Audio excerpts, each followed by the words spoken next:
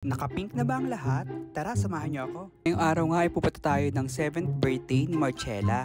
Maswerte nga tayo at nakasakay tayo sa bagong tren. Sobrang lamig! Pagdating ko nga sa Santa Ana ay sumakay na lang ako ng pedicab papuntang Casa Havana. Pagkapasok ko nga nasalubong ko ng birthday celebrant. Happy birthday Marcella! Barbie yarn! Grabe, pagpasok ko nga, ang ganda ng stage at ang dami mga bata.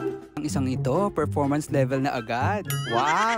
Siyempre pag may birthday, may cupcakes, candies, at giveaways. Sila naman ang host at magicians. Ito nga paglabas ko, may pictorials, models. Ang 13 na ng hapon nagsimula ang programa at sinalubong ni Tiel ang kanyang mga bisita. At obvious naman na napakasaya niya. Pati si mama at papa. Kaya binati na namin siya ng happy birthday.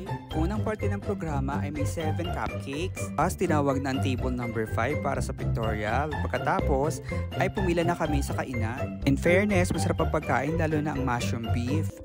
Follow for more!